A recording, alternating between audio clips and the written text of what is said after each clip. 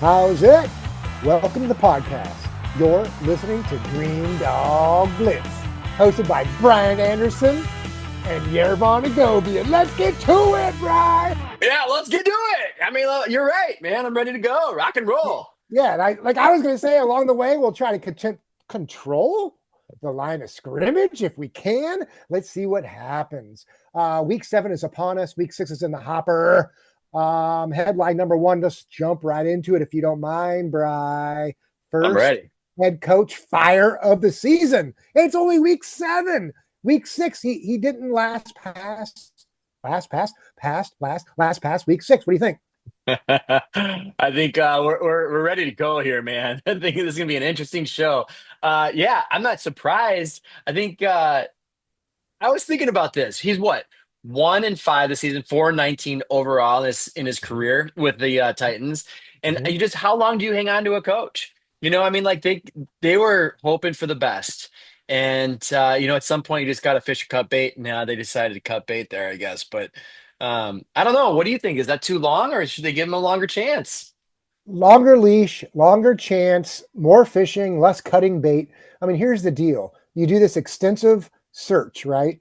And whether you hire an outside firm even and pay them hundreds of thousands for a search firm, or you do it yourself with your GM and your internal presidents and all those guys, CEOs, owners, and you go through 4 to 4 to 15 candidates, and, you do your best.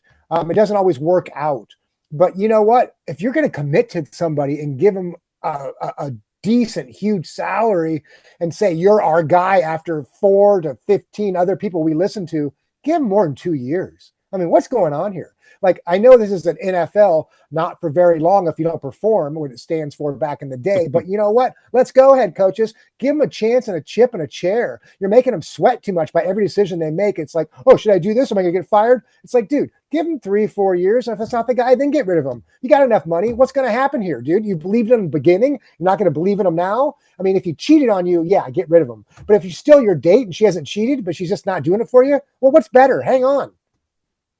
Yeah, I don't know, man. There's a lot of big salaries that are at stake here, and a lot of fan base, and a lot of other things. So someone's got to take the fall, and it's a results now job, right? And so, I mean, Absolutely. And if so it but I wasn't a result job, that's the problem I have with the GM or president of operations or the ownership of the Titans. You know what they did? They got rid of head coach Mike Vrabel. They're in this mess because of that. yeah. Look what guy's doing with the Patriots right now. Vrabel had 2 AFC South Division championships and 3 playoff appearances in 6 seasons as a head coach. It's like, dude, why get rid of him if you're going to cut this guy so quick? So the whole thing stinks to me. I don't know, Bry. What do you think's next? Yeah. Well, one other thing on that is like someone's head's got to roll. That the 1-5 is not acceptable, and they've already lost the playoffs. But it's not going to be the higher ups decision, or I mean, it is the higher ups decision, but it's not going to be the higher ups who's going to roll. They got to cut Correct. somebody, and it's the head coach in this situation. And so there you have it. But I don't know. Good call. Yes, he's not going to be the last, in this season. So we can we know as that the for as sure. the NFL coaching carousel turns. Stay tuned. Yeah, Just yeah. like the sands So of time, baby. Mike yeah. McDaniel might be there. Jonathan Gannon. We'll see what happens. Yeah, we'll Headline see. two. Headline two. Brian, you threw this in there. What do we got? Yeah, I saw that this is pretty interesting. NFL viewership surges to a 15-year high. Average viewership has jumped to 18.58 million, which is over 8% higher than last year, the highest average since 2010. Uh, Thought that was kind of interesting, caught my attention, and I'm not sure exactly why. Like why this year over the last 15 years? I mean, maybe you're talking about the parity that the league has, developed. Um, but regardless, and also I wonder how they measure it because I find myself watching like the red zone or the NFL. There's just the quick clips Mhm. when they just cut in when there's a scoring drive with this fantasy driven. And so maybe that has increased viewership too. I don't know, but thought that was fun. Yeah, and Interesting. I But was my response to you would be I had two in my head when we talked. First one was gambling. It's Mm. becoming more rampant than ever. It's not just Vegas. Last 5, 10 years, it's opening up on phones. It's not just international. It's not taboo. It's not your bookie in your cousin's basement. It's on your phone, in your face. Do what you want. You know what I'm saying? All these and the league's promoting it. So that what 38 out of 50 states, or at least half, can vote on their phone, gamble, excuse me. So that's one reason. And the second reason was internet, going rampant more and more than ever, and fantasy football, which is another form of perhaps gambling, if you want to look at it that way, if there is a payout in your league or not. So, I think those are two huge reasons, and just more population. It's America's sport.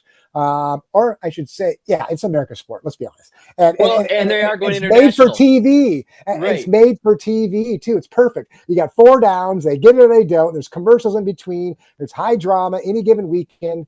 The NFL has set this up with the salary cap, and everything else goes along with it. So this is all intentional. So it doesn't surprise me. Give Goodell another raise, Brian. Yeah, Pam. All right, and then a final headline. You got one there? I do. November 4th. You mentioned a couple episodes ago, last day of the trade deadline. So nothing's quite happened yet, except for that, put on Flacco on the couch with wheels and wheel him from the Browns to from Cleveland to Cincinnati across the state. But besides that trade, we're going to start seeing some stuff heat up, I think, Brian. We got couple teams thinking they can make some Super Bowl runs that they maybe didn't think they could all of a sudden, or doing better than they thought. And they're like, hey, let's bolster our roster. And some other teams are going to be selling and just saying, you know what, hell with this crap. I'm going to fire the coach, the GM, or I'm going to just start over and reboot. And they're going to try and shed. Yeah, I think you're right. We're going to see a lot of movement, as there's a lot of injuries, of course, and people need to, keep riding that wave, Oh, especially when there's just that'll be on huge. the docket next couple of weeks, Brian. We'll be talking about it. So, For sure. Nice. Stay all right, tuned. one of your favorite segments, baby. The good, the bad, and the ugly. All right. Yeah. The good Kansas City Chiefs protecting home field on Sunday Night Football while thumping the Lions. Whew. But they had one punt all game. They Yep. actually look like the Chiefs again. Taylor Right. Swift was there. Remember, we don't talk Right. about her, but no, You just yeah, did. I know, I know. I don't know why I There did you that, but yeah, Mahomes looked like himself. go. 22 of 30 with three touchdowns and no interceptions. Had a rushing touchdown. They look legit again. I think they just had a slow start out of the gates, right? I mean, what do you think? Against the I, Lions too. That's what I'm saying. Like, remember how you and I both, I think highly of the Lions. Hmm. They can put up some points, and we think they're going to make some noise this year, along with the Bills. But let's see. This was an aberration maybe for the Lions, or is this the real KC coming back? Yeah, that's the question. Or is it both? Is it KC coming back and it was an aberration for the Lions, or so we don't know. These are two heavyweights punching each other, and one got the best of the other. I want to see how they do with worser teams that they're supposed to quote unquote win. But yeah, I'm with you, Brian. That was a total good. They held the Lions, by the way, KC, to only 112 total yards in the second half. And Yeah. we talked about we think that Detroit can score. So that was crazy. So yeah, that was really good. Go with the bad. How about the AFC North Division, Brian? Baltimore and Cleveland are 1-5. Hmm. Cincinnati's 2-4.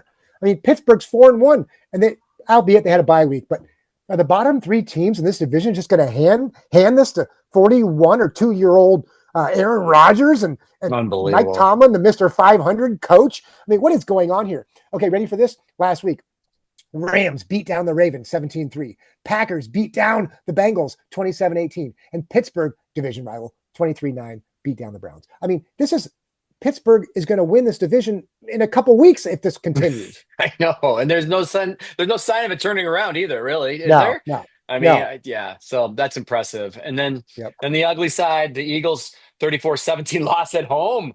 I mean, who Ooh, saw this coming, dude? we did Against the not. Giants? No, we We did didn't take not. it. We took the pick Oh, wrong way. Thursday night football pick. We lost. yeah. This is why I keep my money in my pocket. Yeah, the rookies, quarterback and running back Jackson Dart and Cam Scattaboo. I mean, that guy is making a name for himself. They dominated an offense, and Jalen Hurts needs to find his mojo. He had a subpar performance. Eagles play Mhm. calling cannot get Saquon Barkley and the running game going, which is crazy to me. But I guess just like anything, like there's a formula that teams have, and other teams figure it out and they stop it. So Mhm. I don't know. Anything else you want to say on that? Well, yeah. Last stat, well, proprietary stat here. Green Dog Blitz. I probably stole this from somewhere. I got to believe it was CBS Sports. I'll give them some credit here. Last 5 quarters, Eagles have been outscored 54-17. I mean, that's why they're in the UGLY column here, Brian. That Mm. is ugly. I mean, I'm not going to say their Super Bowl window's closing. It's a little early for that, for the panic button, but I'm getting close. I mean, you can't get Barkley going, like you said. The mojo from Hurts, when he's good, he's good. When he's not, he's not. And, what's going on here? So 54-17 outscored the last 5 quarters. They got to change that around. So let's talk about changing things up. Let's talk about somebody looking good, maybe, on the red carpet spotlight. Week 6, who wore it best? Who wore it worse? Did you mentioned the Atlanta Buffalo on the upcoming? Why don't you bring up that game? Yeah, the Atlanta had the red helmets, which actually I kind of think is kind of a good look. I don't know, I Really do. good And they're look. Yeah. yeah, black jersey and white pants, and then Buffalo had Mhm. their all white. But they had that helmet, with just the buffalo on it, just standing there like, and he's in the field, like, yeah, just buff. So I don't know. What'd you think? You had some I thought it was pretty comments, cool, opinion. dude. Yeah, I thought it was exactly. pretty cool. Like that standing buffalo. I didn't really anticipate it going with that uniform set they had below the helmet, so I thought I liked it a lot. And I'm in. I'm in on both. That's all I got to say. I'm in on Nice. Yeah, both. yeah, yeah. Okay. That's good. Atlanta. I grew up watching Atlanta with red helmets, so that Yep. makes sense. When Jerry Glanville came to head coach, he Hmm. with his running pistol shoot thing or whatever he did, running gun or whatever his running pistol. I forget which one it was called. He changed everything to black with that team, and so I miss those red helmets. And so I think it's all good. Black and white is too often dull and drab, and there's too much people doing all of it. So I think color's good. So that I think that was great. Panthers had never worn a color combo last week, Bry. A black helmet. Then everything mono blue below it. Socks included, yoga pants, jersey. Way too much blue. I thought it was weak. It That's just worked for them me. though. They got a victory. They got a Hey. W. So And then you mentioned the Washington football team, right? Their yeah. unis. Yeah. Yeah. They just had the number on their helmet. I mean, I don't particularly like that in the NFL, honestly, but it's a different look. And then It's more of a I don't collegiate look. I'm with you on not exactly. liking it in the Yeah. NFL. Yeah. I Yeah. guess it's old school, whatever. But Yeah. and then the Patriots debuted white pants with stripes Mhm. and went all white, you know, kind of a good look, but I thought it was uh okay. I thought they were going to have the white helmet with it, the Patriot Pat guy, but they had the mm, silver helmet and went all white below. I thought it'd yeah. been really cool if they had the Pat guy and just went whited out and they had these nice stripes on their pants. It wasn't yoga-ish. It would have looked good then. But okay. Yeah, I think Um, that might be part of the rivalries or whatever, because there's a lot of these teams having these like whiteout ones, but mhm, and we'll mhm. see a couple this week. This week, you said you like a little color. The Bengals go albino with their black and white, which I actually like. I think it's a sharp look, but Yeah, yeah, I cool. know you don't like it. The Bolts go bananas, all yellow uniforms. Wait till you see this if you haven't already. Opinions are split. No reference, no pun on the banana joke, but. And then the Browns, dude, are guess what? They're going brown with their Alpha Dog uniforms. What can Brown do for you? I'll tell you. It's a good call, Cleveland. We'll see how it Look at the looks. toilet paper roll. Right? That's fitting. And then Dallas will wear their crowd favorite Arctic white uniforms against the Commanders. And Detroit is going with their Motor City Muscle unis, black alternate uniforms with their alternate blue helmets with the black stripe, which I think is pretty similar to what the Panthers wore last week. But Hmm. it's an interesting look. I'm not sure about the blue on black, even though that's what I'm wearing tonight. If you look at this on YouTube, watch our show, baby. Um, yeah. So anyway, some things to look for on the red carpet next weekend. So Love there it, you have it. Brian. I love the preview and talk about Black and Blue. That was a great blues song called Black and Blue, I believe, by a young up and coming blues artist at the time when he was younger. I forget his name. We'll come up with it. Any I think it's listeners called Blue know? on Black, Blue actually. on By Black. There it is. Any yeah, listeners yeah. know? Green Dog Blitz at Yahoo. Let us know who sang that Blue on Black song. I think it was his debut album as well. He was a young, maybe early teenager at the time, young And then Johnny Lang, he's maybe? I don't know. I can't remember I who. don't know. No, it's not Johnny Lang. But We'll anyway, listen to stuff in. How about yeah. the random stat of the week? And speaking of listeners, we appreciate you. Listen to Green Dog Blitz. We're having a good time. We got listeners all over LA, San Francisco, Minneapolis, Nisswa. Hang on tight. Nice. And what about Germany, baby? We got some Germany listeners. I love it. How about this? Random stat of the week, according to John Breach, CBS Sports.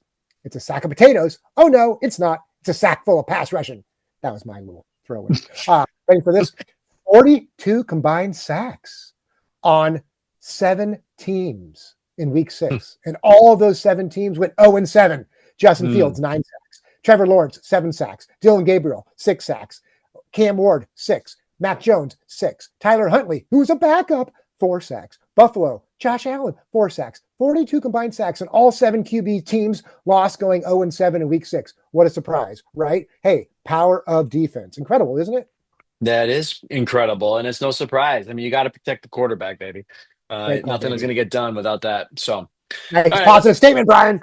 yeah. So, in that way, we'll just move on into the positive yardage. I like it. We're just flowing right now. Mm-hmm. We're here to highlight the good happening off the field in the NFL. And this week we head to Cincinnati, where several Bengals are proving that real impact goes beyond the gridiron. Defensive end Sam Hubbard, a hometown favorite, continued to tackle hunger through the Sam Hubbard Foundation.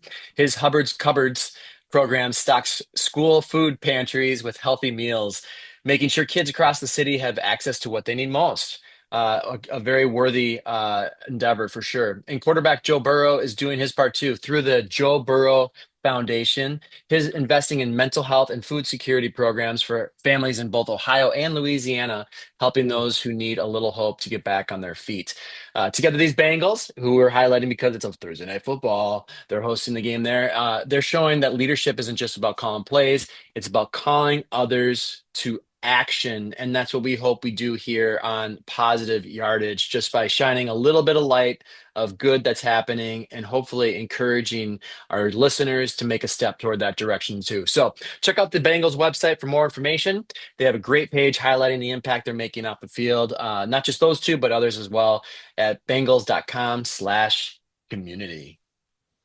Nice, Bry.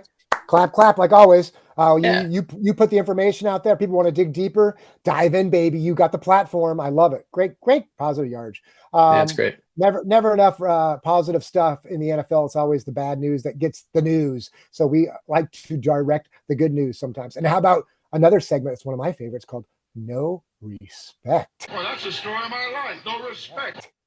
And this week's candidate for my no respect is Jake Moody, Chicago Bears, emergency field goal kicker. Get in, we need you. Mellon, we need you on the trip and lemon dive. Let's go. Monday Night Football, prime time. He had an opportunity to shine. He didn't even know he was playing. Quote, it's a pretty cool series of events. A couple days ago, I didn't know I was going to play. And to get lifted up by teammates, it's an amazing feeling. I'm really glad I got to do and share this moment with them. Huh, how do you unquote? Are you kidding me? So 49ers drafted Moody in the 3rd round. Here's the history in 2023. 3rd round draft pick. That's pretty high for a kicker. He was really accoladed in college. He struggled in San Francisco. They released him 2 weeks into the season this year. So he jumped on board with the opportunity to be on the Bears practice squad. And their main kicker on the Bears pulled a hammy before Monday Night Football. So they called him up. We need you, buddy. And so he jumped in there.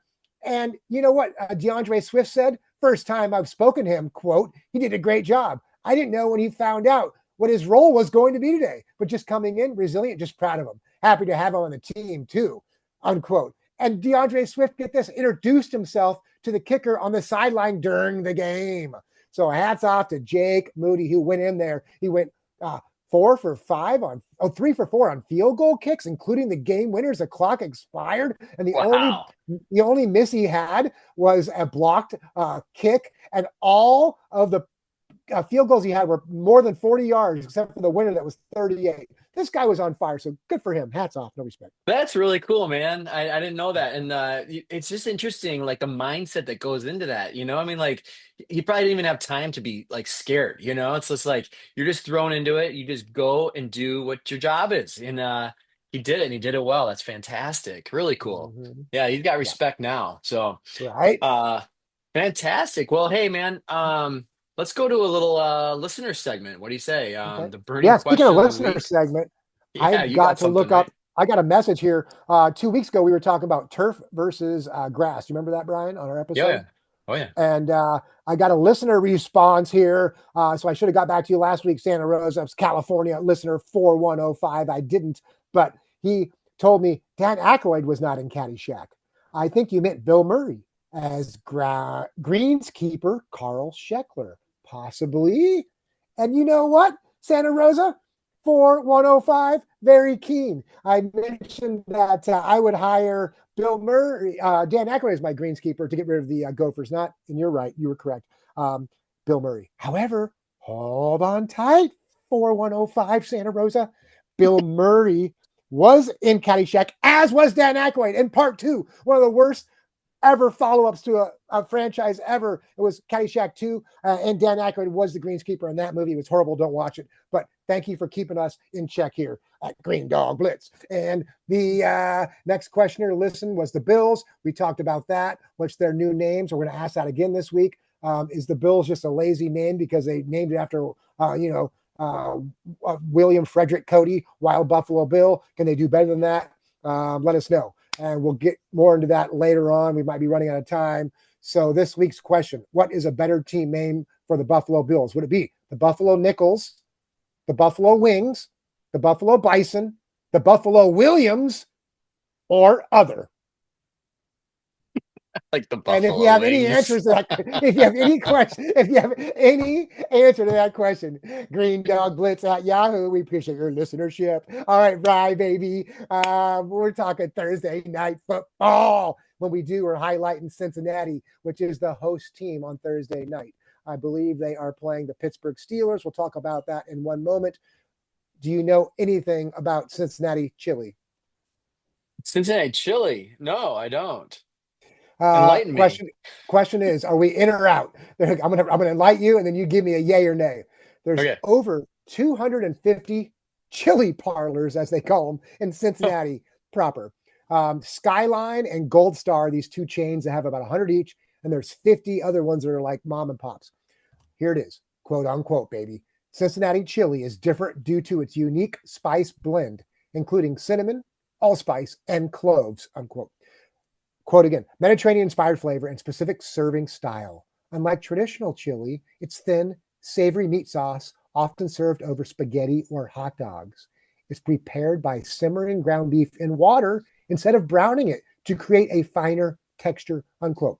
Long story short, it was created by some Mediterranean immigrants from Greece in the 1920s. It's stuck ever since in Cincinnati. I like mine. I'm going to tell you right now, con carne, Texas style, baby. I want it browned. I want that beans in there. But what do you think?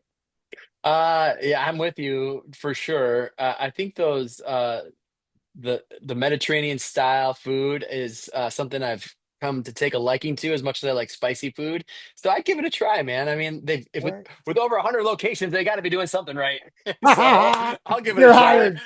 You're Yeah, hired, babe. that's funny. All right. We make some picks between the Pittsburgh Steelers and Bengals, unless you got any trivia. I don't. I can come up with something on the fly, but let's talk about the game for a second here. Steelers at the Bengals. Steelers are favored by 5.5, according to ESPN, our favorite hook setters on the line. Yeah, well, a home dog Oh, whoa, whoa. under. Breaking news. It's moved. It's to 4.5, not just Ooh, 5. they must have given No, it's they currently must have given 4.5. Flacco a couple more hours of practice or All right, something. I there don't we know. go. Or plus Yeah, 4.5. Cincinnati is just not delivering this year, and it's not any fault of their own, right? I mean, they've got a lot of injuries and stuff, and Pittsburgh um, is king of the hill right now, right? And they just want to pound down their opponents and keep them farther away. So I like Pittsburgh. I think they're gelling. Um, Tomlin is coach extraordinaire. And of course, Aaron Rodgers is playing out of his mind. So give me Pittsburgh on the road, cover the spread. Oh, wow. This was referred to as the icy hot bowl. Did you hear that? No. Um, yeah, Flacco and your boy Rogers are yucking it up. So how proud they are to be still playing against each other. Get out the Um, walkers. Yeah, I mean, yeah, but all right, you're taking the Steelers for competitive purposes, Brian. I mean, Flacco's got to strike again, right? He's got to get another accolade and win with the team. So give me Flacco home plus 4.5. you got it, man. You have got it. I like that. I like that we moved that line a little bit too. All right. Mhm. Let's keep things moving along. We are packing this episode full today, and I love it, man. We're moving. So you want to talk about a little panic? Is anybody panicking right now? Anybody at all? Huh, I think it's obvious, right? New York Jets. You're still winless. Jets. Only team without a victory. 0 wins and 6 attempts so far, Brian. But you said in our pre-production meeting, what'd you say? What did I say? I don't You know. said the best 0 and 6 team in the NFL. They are the best selling. All right. And then on you got to piggyback with the Dolphins, Ravens, Browns, Titans, and Saints, all 1 and 5 to start the season. WTF. Let's get it together. I'm panicking for all those teams. Blake's take. We're gonna have to get back to it. He didn't get back to me. So we're moving on to NFL parity update. Week 6, 7 of the 14 games played last week finished within 1 possession, 8 points or less. So beware on these picks, Bry versus Vegas. And remember, Vegas wasn't built overnight, but it was built in our pockets if you do gamble. So beware. Tall White Picks, are you ready to crack and stack a 4-pack? It's you and I versus Vegas. Let's look at those odds and let's bust them, baby. Who you got, Brian? Start me off with the first game. Yeah, man, you get me excited. I didn't even know what to do there. All right, we got the Rams at Jacksonville. They both, I believe, are coming off of a win, perhaps. Jacksonville And what? loss, Rams win. Okay. Now I think this is gonna be a great game. Actually, a low spread here is no surprise. The Rams are a little bit depleted, perhaps maybe with the Kua out. We'll see. He's all day to day, but they still have weapons. The Jaguars, I think they have one of the best defenses, and I think that also Trevor Lawrence is starting to play up to his potential. I think he's kind of ebbing and flowing, but he's flowing now. So I think it's a tough one. And as I think about it, I was going to pick the Rams, but I think I'm going to take Jacksonville at home. I think that they all have an advantage, and with given 2.5 points, yeah, I like Jacksonville. I, I don't think that's a bad pick. This is going to be a tough task for the Rams. This is not easy. Indicator is 60% Rams, 40% Jacksonville. To me, that's a coin toss. As far as if you're doing the matchup predictor by ESPN analytics, that is. Gosh, this is going to be a tough one. I got to believe the Rams are. I think they got that they're on the right trajectory, and they let a few games slip away this season. Jacksonville, I think the same thing. And you're right about Jacksonville's defense; they're spot on. But the Rams' defense is coming alive right now too, and they're looking good. I don't know who's going to be able to. I think they got Devontae Adams, which is a nice outlet if you don't have Puka. True. Not Kyron Williams, nothing bad to say about him. And so running it. So I give me the Rams. I'm not scared of the points at all, especially with that spread. I'll take it. All right, so we're two different picks here for two different games. I like it. Philadelphia, the Super Bowl champs, visiting Minnesota, the future Super Bowl champs. Probably distant future. But the Eagles are favored by 2.5 points. What's your Hold on. prediction Breaking there? news. I got 1.5 right now. Currently, we're recording this Wednesday night, The late night, line's burn the changing. oil. Very Yep. And dynamic. I got Yeah. 1.5 minus Okay. 1.5. Well, does that change your pick at all? No. You? Well, I don't mean. I want to hear what you have to say. Okay. I'm going to go with mini. I think Philly's reeling hard right now. I don't think they're doing very well. We talked about them, the good, the bad, the ugly, I believe. It's just not right for them right now. Something feels off. And Minnesota, is your boy JJ back yet? No. Yeah, I don't But think that's. Yeah, I don't think so. no, but you know what? I got confidence. Wentz is starting to grow on me. He was Pennsylvania when he got hot for his first year with the Eagles. So it's his old team that drafted him, baby. I think he's got something to prove. Give me Minnie with with a home dog. I'm in, baby. All right, I like it. I'm with you. The Vikings had a bye week, plenty of time to prepare for this game, plenty of time to rest up. They're home. Fans are gonna be jacked up. It's gonna be a tough battle, but give me Minnesota. All right, on to the Chargers in their banana uniforms this weekend against Indianapolis. They're hosting. The Chargers are hosting and favored by 1.5. Indy, one of the hottest teams out there right now. We know that the Chargers play like the Chargers, right? They are who we thought they were. Are they still though? I think Indy is. They're finding ways to win. They're going to win this game, so the 1.5 spread won't even matter. So give me the Colts. That is not the Bolts.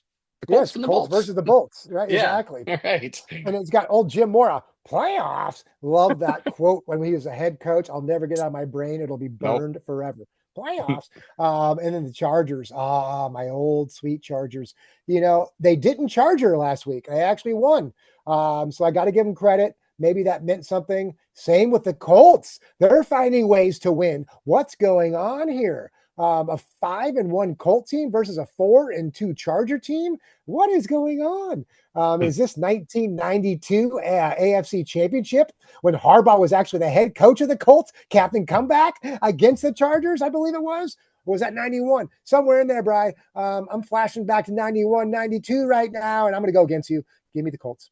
All right. If you're picking your old team, the heart never lets go. All right. And then finally, we've got another Eastern Division champion or competition or rivalry going at it. The Cowboys visiting Washington, 1.5. These are all very close picks, and they all have a hook, of course, as always. So Dallas going into Washington. Washington's favored. I don't like this. I like Dallas on this. I do. Washington, I know they looked a little bit better last week, but I just don't know that they have it all together. But they could be one of those teams like Kansas City who has had a slow start and will pick up. I don't even know what their record is, but that's just kind of my 2-3 Cowboys with that one tie. 2-3-1. And then you got the Commanders at 3-3. Commanders fell apart last week to the Bears by 1 point with that Moody touch field goal. They're reeling, and they're on the road to the Cowboys, who are reeling too because they lost to Carolina that ran over them. And so this is an ugly game, bro. I don't know what's going to happen, but it's a division rivalry, so you throw everything out the window. Yeah. So I'm taking Cowboys on the road. Probably not a great pick, but no, Cowboys at home. Cowboys at home. I like it. Well, Cowboys at home. Even better. Yeah, it's even better for you. Yeah. Right. And so am I. So okay. I'm buying into it. I think the Cowboys need to make a statement, dude. Paying Dak Prescott $50 million plus, and CD Lamb's out. I get it, but next man up. I'm tired of this stuff. Like defense, the Cowboys defense can't stop a fly from going into honey. I mean, this is the worst thing I've ever seen. But the Commanders, they find ways to lose. We're going to find out what's going to happen, baby. We're both jumping on the Cowboy bandwagon. Oh my gosh. Listeners, beware if you're following that one. Okay. Well, all right. Where we going, Brian? Oh my Lord. Oh man. I think it's time to take the ride home. Take us away, Brady. Oh, buddy. Whoop, whoop. Here we go. Really quickly, current picks against the spread. Let's not forget about last week. Brian. Update everybody. There's some integrity here with these picks, not just willy-nilly. Last week, we both got the Philly game wrong. We talked about it to the Giants, Thursday Night Football, and we went 3-4 over the week. So we got 3 out of 5 correct total. We're 15 out of 31 tries. Both of us tied 15 out of 31 tries. Uncanny. So we're under 500. Just under 500. Hot Mess Express, baby. Like you said, whoop, whoop. New York Jets, Jets offense. You're riding the rails on the Hot Mess Express. All aboard. Come on, rookie head coach Aaron Glenn. Better beware. The New York media will only get more rabid and negative as the press rolls on as your Jets continue to be inept on offense. An 0-6 start has many wondering about his head coach hiring here. Come on, Woody. Who you hiring? What's your offense game plan, coach? Justin Fields went 9 for 17 for 45 yards. Then the team proceeded to have 9 sacks for a loss of 55 yards, resulting in a -10 yards passing for the entire game. -10. What? Is this the NFL? What's going on here? Justin Fields' longest pass of the day was 11 yards. The rushing stats aren't much better. Come on, Jets. They ran the ball a total of 31 times for 92 yards. That's 3 yards per carry. And the longest rush was a 31-yard. Total attempts was 8 yards for the longest rush. Oh my gosh. I think this might be over before it even started, Mr. Glenn. According to Jets X Factor, since 1980, Glenn is the 18th head coach to start 0-6 with a new team. Of the previous 17 head coaches that went 0-6 to start, only 4 of them led their respective franchises to playoff appearances. So the math is not good for Glenn. That's 13 head coaches that failed to make the playoffs anytime in their head coach tenure, and that's a 76% fail rate.